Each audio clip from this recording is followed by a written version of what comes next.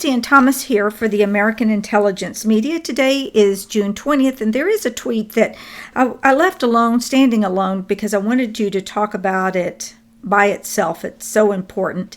And it read, earlier today, Flotus, Melania, and I were honored to welcome King Felipe VI and Queen, Letizia of Spain to the White House. What do you make of this? What is it that the fake news will not tell you about this visit, Thomas?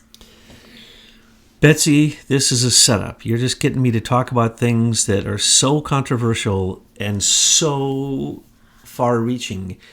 Well, let's just say this is for advanced students. So if you start listening to Thomas and you don't know what he's talking about, then back out. But if you're one of his advanced students, you're going to want to listen to this. If you read the article, part 2 of All Roads Lead to Armageddon, you'll get the same information where we actually document it and tell you the same information. But it's very, very complex. Let's just start from the beginning. Okay, we have King of Spain, Felipe VI, the son of Juan Carlos, who was, of course, the King of Spain.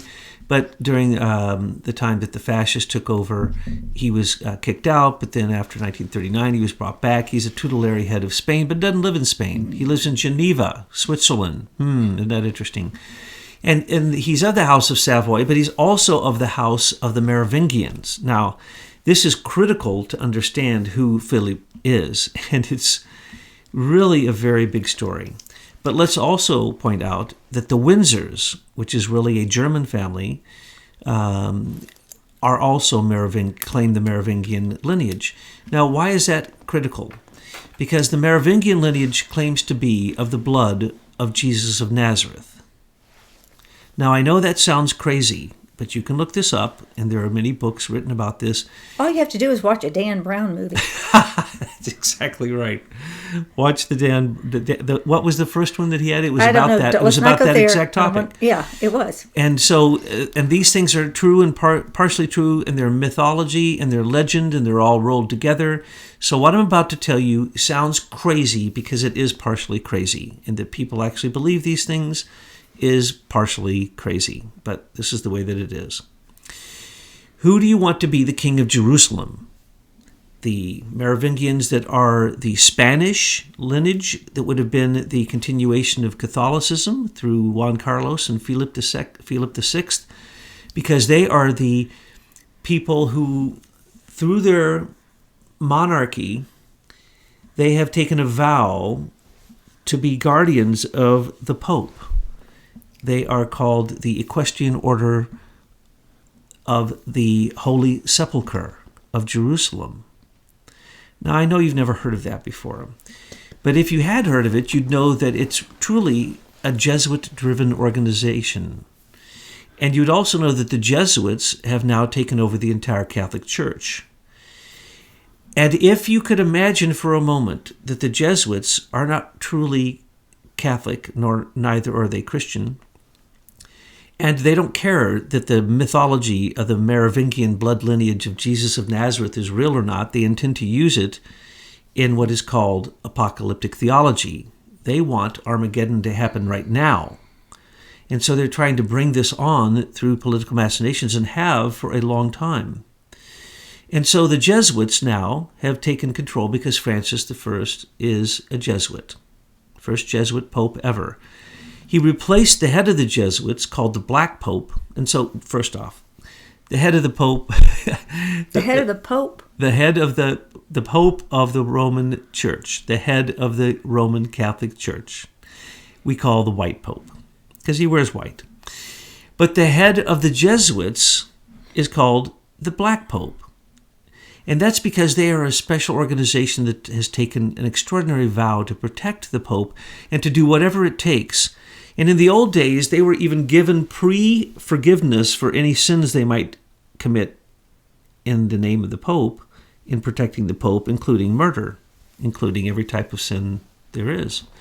And so the Jesuits were noted very, very well as being kind of warrior priest monks.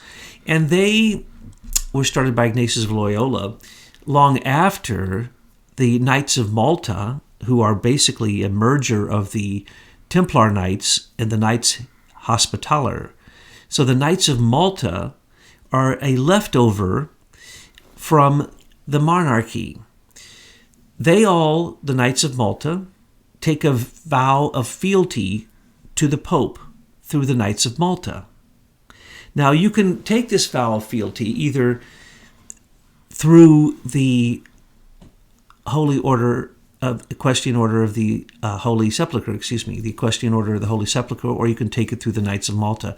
Either way, you take a vow to the Pope. So you can either do this through the King of Spain, Philip VI, and his father, Juan Carlos, or you can do it from the Queen of England and Prince Charles and Prince William. Trump is aligning himself with Felipe VI instead of the evil Queen Elizabeth who runs Serco and SES and the Crown Agents. Correct. That's where I'm going with this. That's why this meeting is so phenomenal. People don't know this, and I'm going. You will have to either check our article. You can go to Wikipedia and check it. But the king of the Ibero-American Union, or what's called the Organization of Ibero-American States, the president of that is Juan Carlos, and that means that 700 million people, 28, well, actually more than 28 nations, the entire European Union, every nation on the Mediterranean, and every Spanish or Portuguese-speaking nation in South America, all take a vow of fealty to the president of the Ibero-American Alliance. 712 million people. That's part of it, actually. That's the alliance has 28 nations, but there are actually more nations that have that. But what I'm telling you is each nation actually says, we will obey the president of the Ibero-American Alliance. Anyone ever mention that to anyone? Anyone ever point out that the entire European Union, every single nation, is part of this alliance, and basically, whether you know it or not? Oh no, all of ABC, NBC, CBS, Fox News, I mean, they're all running this story. I doubt anyone even noticed Philip VI came, especially them, because they don't even know who he is. Well, because they've done no investigative journalism in their entire life as a journalist. Right. Go ahead. Okay, so are you getting a picture here as Betsy just painted it and cut to the quick? Sorry. Why did Britain join the EU and then has decided to get out? As we told you, the Queen went over to see what she could steal. When she found out what was going on, it was being set up so that all the nations in the European Union and all the nations around the Mediterranean will all work together. Is that not what just happened? Are they not all one now? Yes, they are. And if you take all of South America, who's in South America right now? Hezbollah, Hamas, ISIS, Al-Qaeda? Isn't that interesting? And who are the Jesuits? They are basically warrior monks who love war, and they want their idea that Jesus Christ will incarnate again, and he will rule the world with an iron fist and a sword, and he'll come on a white horse as a conquering hero of Jerusalem. And so the whole focus on Jerusalem, the Philip VI is the king of Jerusalem. He was that is part of his titles that he holds, and so is Juan Carlos. The Queen of England owns large parts of Jerusalem, including Temple Mount. Okay, a little shock for people. The Queen of England is very, very, very concerned because what does she represent? She represents the Protestants. She represents the other Merovingian lineage that claims direct descendancy from Jesus of Nazareth and as the King of Jerusalem. Now, the Jesuits have been protecting the King of Jerusalem, the House of Savoy, through the House of the Merovingians, which is Philip VI, for quite some time, and before that, Juan Carlos. They are not protecting the Queen. The Queen was protected by the Rothschilds. Now, here's the problem. When the Jesuits literally created new Masonic orders called Frater Lucas, which means Brothers of the Light, which are called, that was Adam Weishoff's group called the Illuminati, it was so Jews, through the Jesuits, which is strange because Jesuits were Catholics and Masons really weren't Catholic, but the Jesuits rewrote the Masonic orders and they wrote it so the Jews could get in. And so the Rothschilds got into the Illuminati order through the Jesuits so that they would then be the bankers for this long lineage House of Savoy. And for some of our friends out there, I'm going to go ahead and say it. Yes, these dynasties of Europe go directly back to Egypt, to the pharaohs of Egypt. Yes, that is true. But so do the dynasties of, well, basically all European countries, really, when it comes down to it. So these types of conspiracies, well, some parts of them are inflated and conflated and confabulated, but some parts of them are quite real. So this is the battle going on right now. George Soros is standing up for the EU because it is basically the Soros nation. And the Jesuits are supporting Soros because they love to see disorder because the Vatican Bank moves in and takes economic terroristic advantage of every country that George Soros does too. Well, the Vatican also takes advantage of the refugee monies that come, for resettlement. Every refugee brings money to the Pope. That's why he worships them and tells all of us to worship them.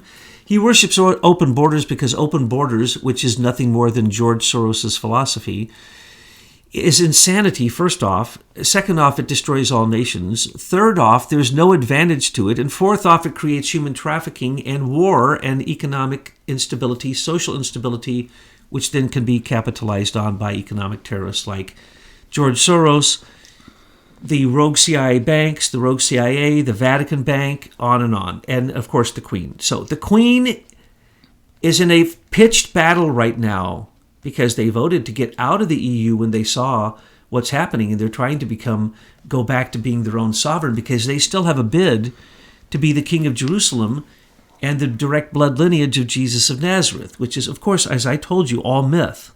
But it doesn't matter. They believe this stuff. People believe this stuff.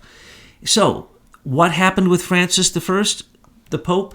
He turned from being the white Pope to the gray Pope when he said that Jesus Christ, Mohammed, Buddha are all the same entity.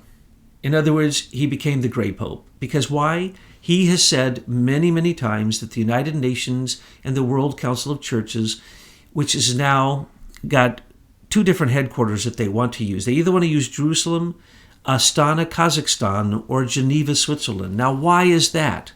They're fighting over Jerusalem, but if the Savoy family, the family of Juan Carlos and Philip, get the bid, they will be in Geneva.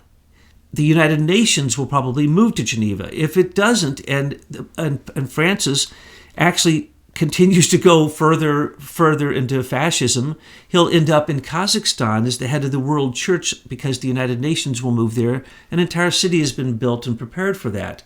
Astana, Kazakhstan. So what we have here are two bids. This is between what you call the Jesuit Catholic group in Geneva, Switzerland, which is where the Bank for International Settlements is. It's where the original League of Nations was, which should have been called the Destruction of Nations, because that's all the UN is destruction of nation states.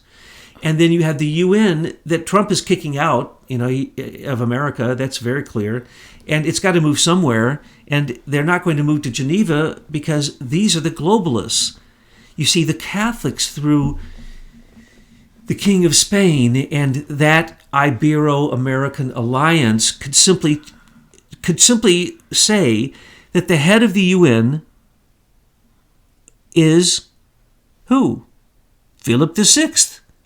Who's that? He's not only the King of Spain, he's basically the king of about 50-some nations. The Queen has 54 nations, by the way, in her Commonwealth. But anyway, he's got, over 50 nations that stand behind him completely. So if he became the head of the United Nations, the president, let's say, and the Pope aligned with him and became the head of a World Council of Churches, that would take care of the two of the three branches that they need to rule the world. But then the House of Windsor would collapse. Correct. Yes, and then America would be free.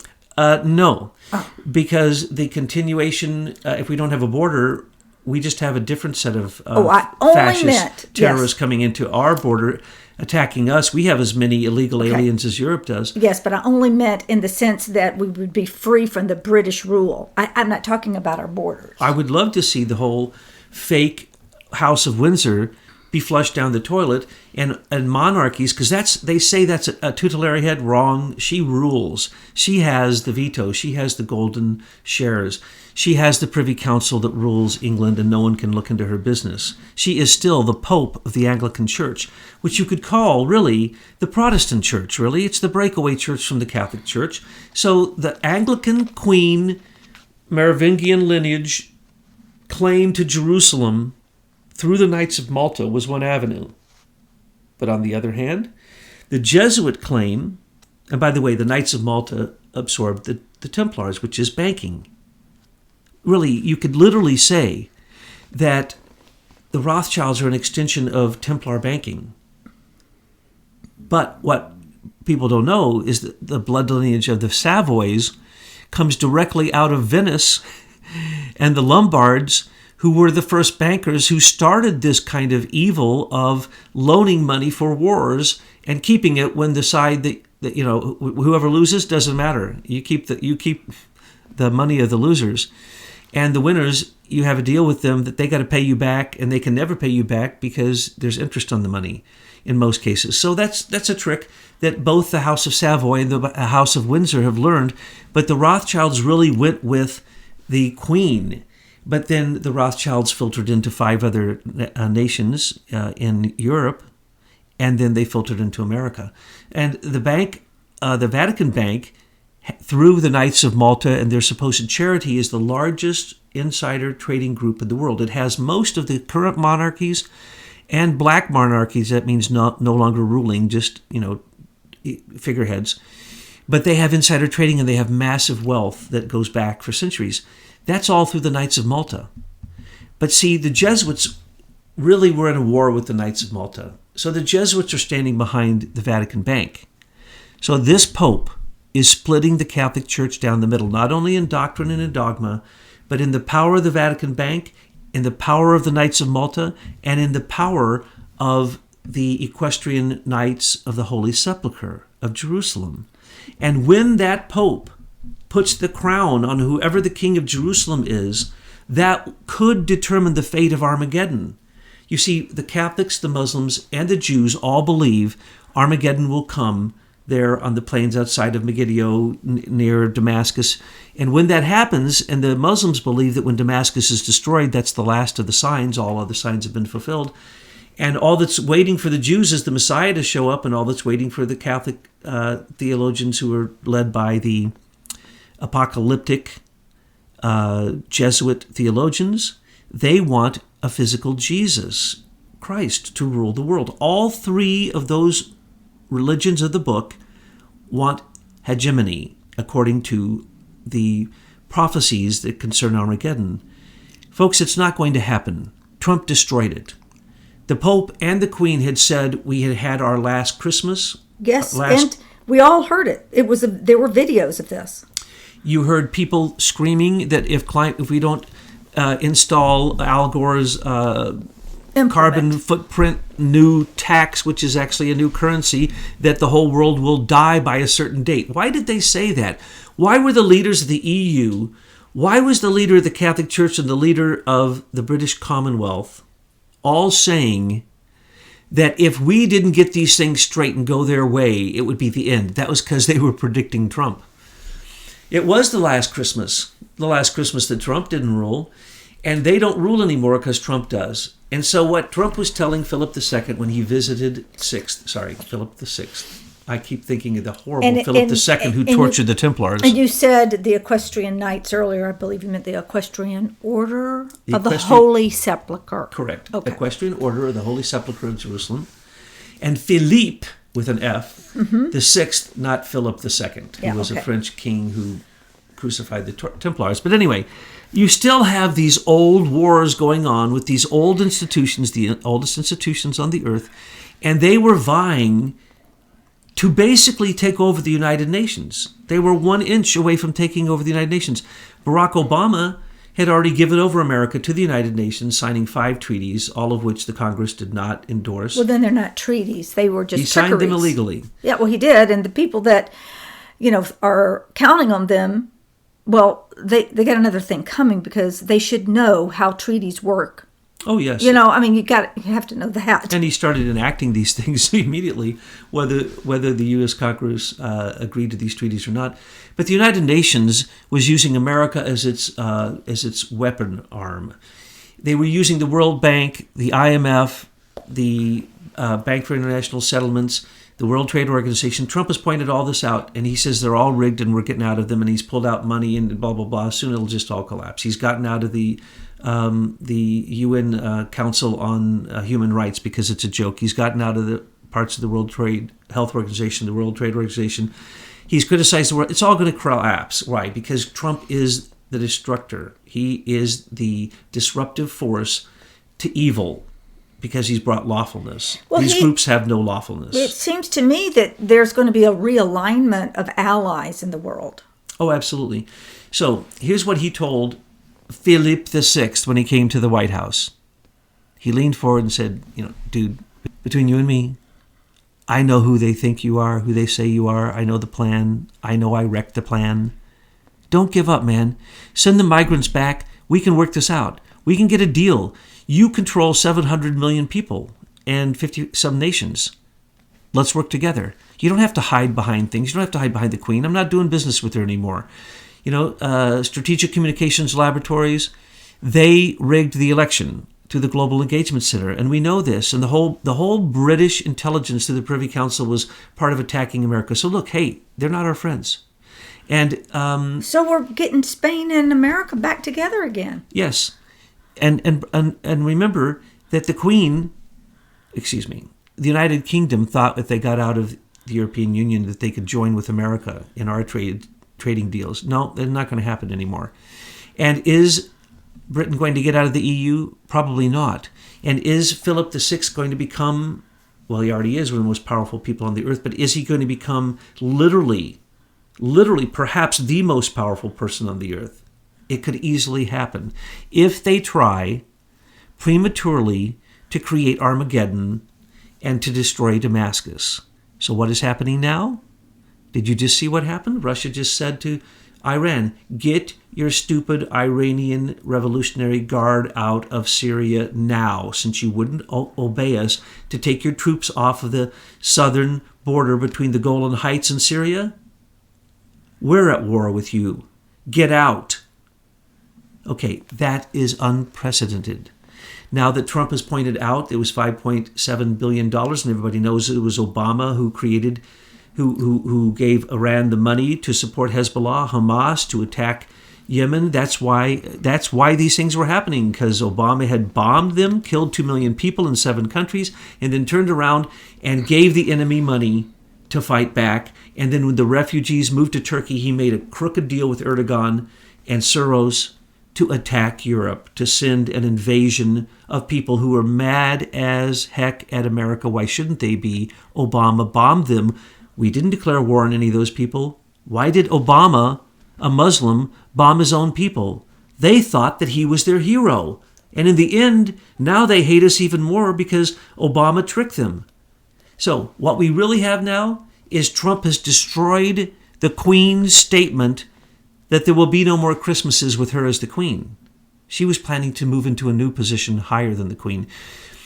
She was going to be the mother of the direct lineage of Jesus of Nazareth and the mother of the King of the world, the King of Jerusalem, and the President of the United Nations. That's what was planned for Charles. These people are truly Can you imagine delusional, that? aren't Charles, they? yes. Charles tried to act like he was a good person, into biodynamics and into Waldorf education and into good food and into lies.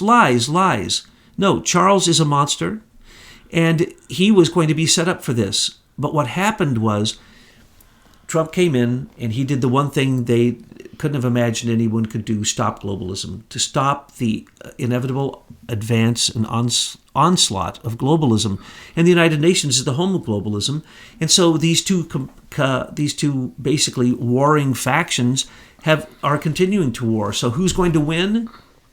It doesn't really matter to Philip VI. He lives in a country called Switzerland where they don't allow any refugees, as far as I know. He doesn't care about the invasion. And not only that, he's removed from all of that. So does he care whether they're Muslims taking a vow to him or what religion they are? No, their vow of fealty is all that he needs. And that means the European Union, in one fell swoop, with a blink of an eye, if he was elected the President of the United Nations, and at the same time the Pope crowned him the King of Jerusalem, or he's already crowned the King of Jerusalem, made him the King of Jerusalem, that would start a war now, wouldn't it? Yes, it would. That's exactly what they attempted to do. That's why the Pope was moving out of Rome, not to Jerusalem, where he said he would run the World Council of Churches and all churches that would be turned into one church. There would be one church, one economy, only one group of people with weapons to stop everyone else from having weapons, and there'd only be one bank. And of course, we know who would run that bank. The Rothschilds Bank owns personally, 127 of the central banks, and the other ones are Rothschild influenced or Rothschild investments to start them up. We know who would run that bank, and we know where it would be run out of. But the battle between Switzerland and Britain, London, and Rome being in between, was upset by that third force. They always said the world is ruled by City of London, UK, the Vatican City, and Switzerland, Geneva. But now we've added Washington, D.C., and Washington, D.C. became the disruptor.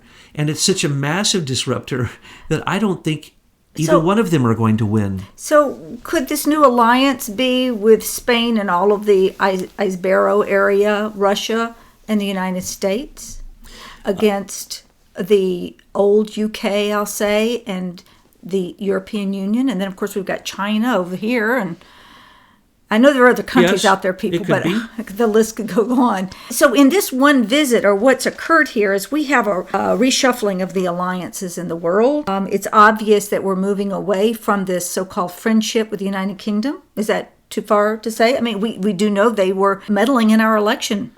It is the biggest slap in the face to the Queen to invite Philip VI to the White House. Wow. Huge insult. Now, I'll bet you that there are no other Trump tweet decoders in the world that could take apart that tweet the way you have. Thank you, Thomas. It's my pleasure, and I like that you say that we're the best, but remember, we're some of the only. We want to encourage others to. If you're the only, you are the best. I'm sort of like Muhammad Ali. I'm the greatest until somebody out there can show us otherwise, and we want to see people out there taking these Trump tweets and drilling down and finding out the hidden meanings and the things that we should know. I've seen a few come that are starting, and they're all well and good. In fact, I had to have a chuckle. It looked to me like the old Q PSYOP group is starting to pull out Trump tweets now. They're posting them all the time, Betsy. And just to underscore the fact that we told everyone not to believe what they were saying, which is trust Sessions, trust Horowitz, trust Rosenstein, trust Huber. Oh my gosh, you'd have to be stupid to trust them. Now what do they say? Trust the president's plan. They've completely changed their entire tone.